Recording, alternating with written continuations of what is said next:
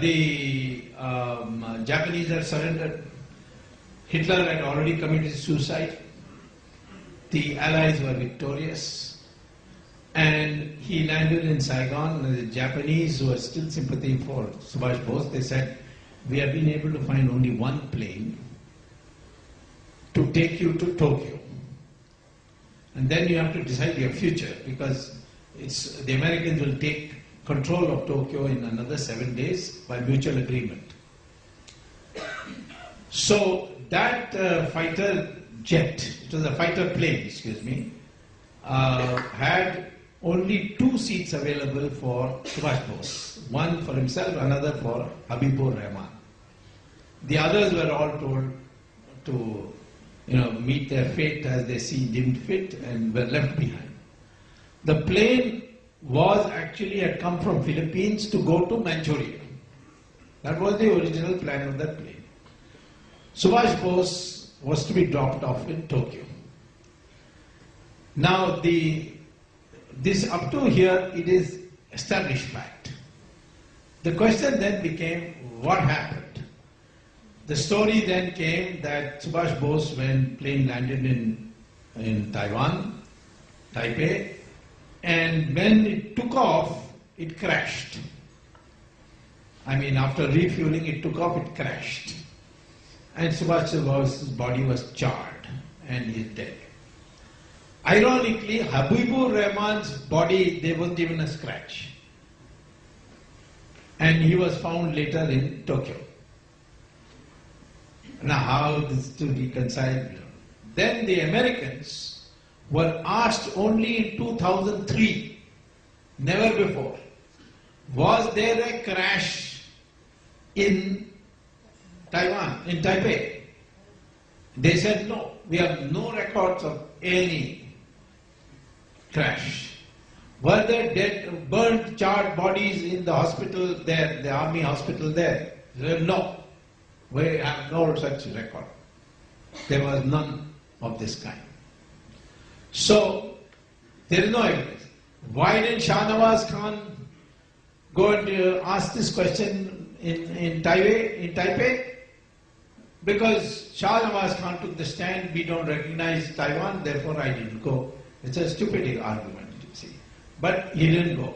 New commission came up in 1970, Khosla Commission. Why didn't they do? Well, Khosla Commission did go to Taiwan, but they didn't go to the area of the crash. Just did some sightseeing, maybe bought some electronics and came back. So, no one has gone. Now, the Calcutta High Court had directed the NDA government to set up, Vajpayee's government to set up a commission inquiry, and one was set up under Justice Mukherjee. He took the trouble of asking the Americans. The Americans given it in writing. No crash. No charred bodies. So that theory is totally discredited. So then what happened? According to, now I'm working the backwards. Based on what data I have from, as a minister I got at that time. Subhash Bose flew to Manchuria, which was at that time occupied by Soviet Union under Stalin. World War II, they had taken this area.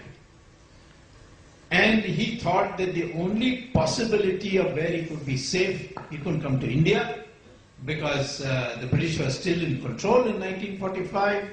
He couldn't go to Europe because their allies had won. He couldn't go to Japan because in 7 days the Americans were going to take over. So he said, well, let me try Stalin again.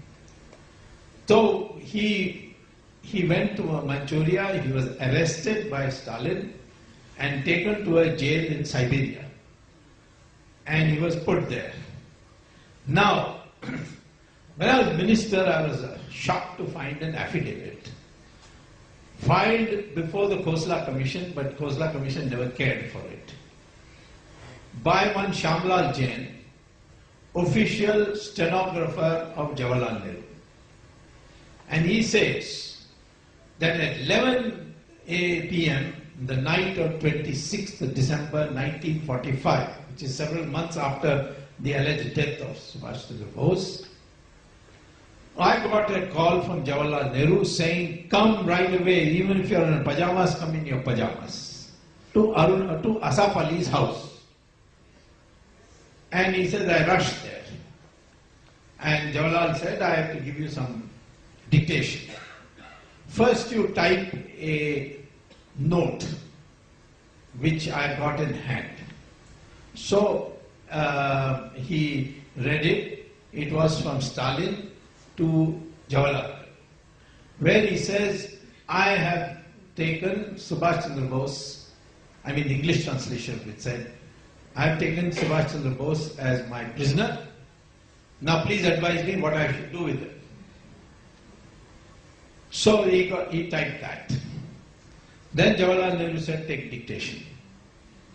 To Clement Attlee, Prime Minister of UK, I mean Britain in those days.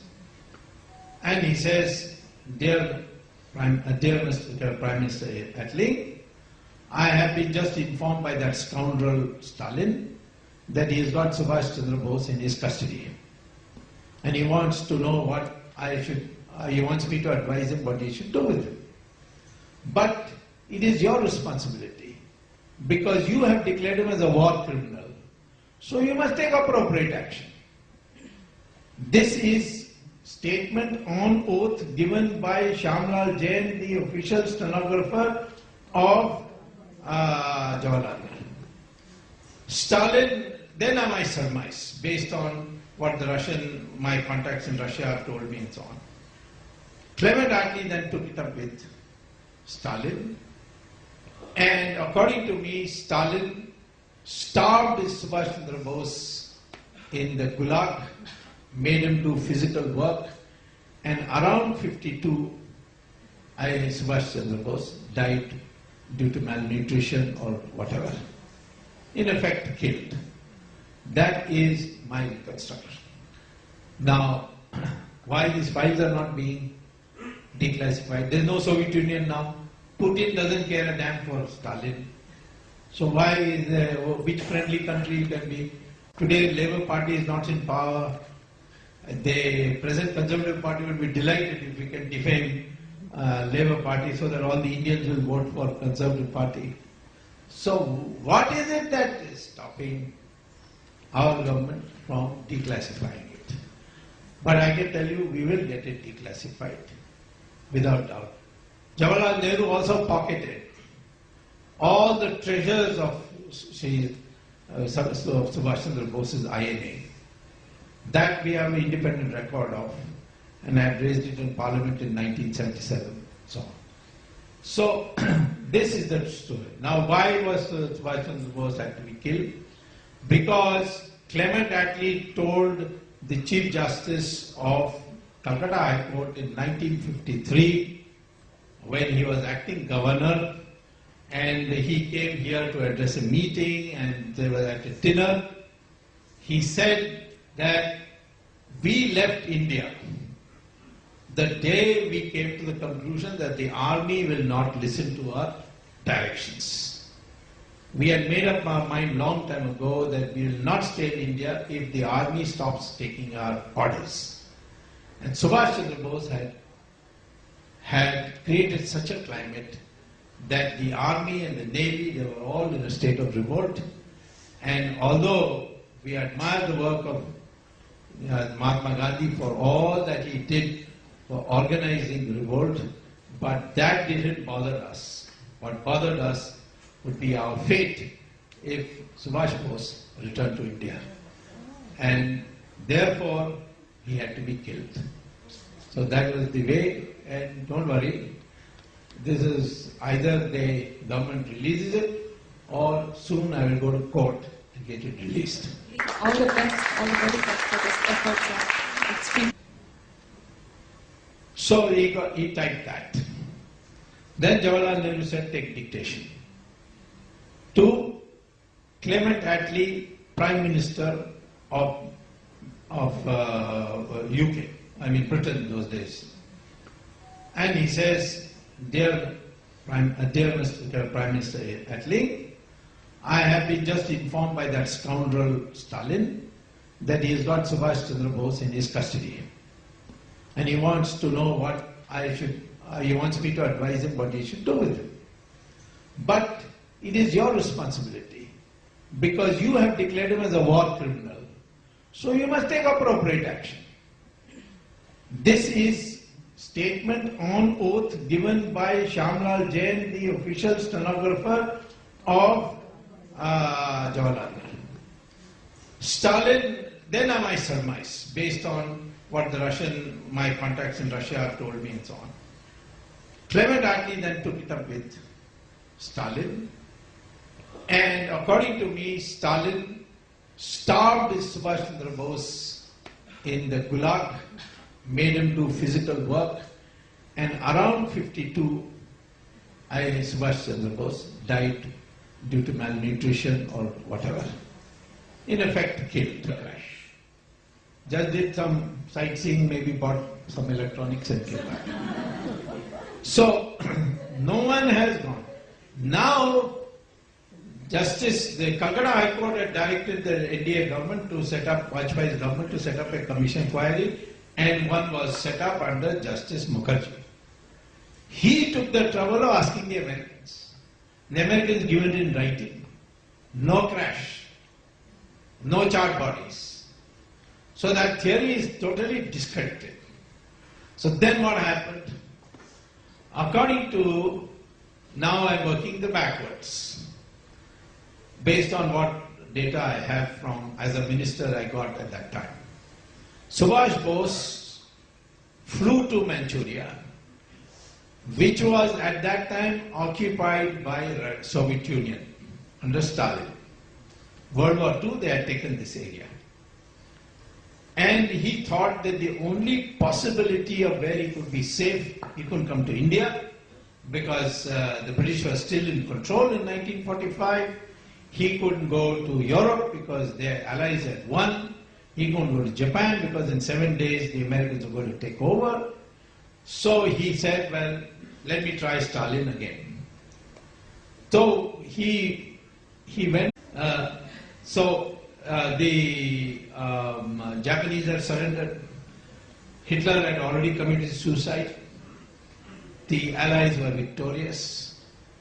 And he landed in Saigon, and the Japanese, who were still sympathetic for Subhash Bose, they said, we have been able to find only one plane to take you to Tokyo. And then you have to decide your future, because the Americans will take control of Tokyo in another 7 days by mutual agreement. So that fighter jet, it was a fighter plane, excuse me, had only 2 seats available for Subhash Bose. One for himself, another for Habibur Rahman. The others were all told to meet their fate as they deemed fit, and were left behind. The plane had come from Philippines to go to Manchuria. That was the original plan of that plane. Subhash Bose was to be dropped off in Tokyo. Now this up to here, it is established fact. The question then became, what happened? The story then came that Subhash Bose, when plane landed in Taiwan, Taipei, to Manchuria, he was arrested by Stalin and taken to a jail in Siberia. And he was put there. Now, when I was minister, I was shocked to find an affidavit filed before the Khosla Commission, but Khosla Commission never cared for it, by one Shyamlal Jain, official stenographer of Jawaharlal Nehru. And he says that at 11 p.m., the night of 26th December 1945, which is several months after the alleged death of Subhash Chandra Bose, I got a call from Jawaharlal Nehru saying, come right away, even if you're in pajamas, come in your pajamas, to Asaf Ali's house. And he said, I rushed there. And Jawaharlal said, I have to give you some dictation. First you type a note which I got in hand. So he read it. It was from Stalin to Jawaharlal, where he says, I have taken Subhash Chandra Bose, I mean the English translation of it said, I have taken Subhash Chandra Bose as my prisoner. Now please advise me what I should do with it. And when it took off, it crashed. I mean, after refueling, it took off, it crashed. And Subhash Chandra Bose's body was charred and he is dead. Ironically, Habibur Rahman's body, there wasn't even a scratch.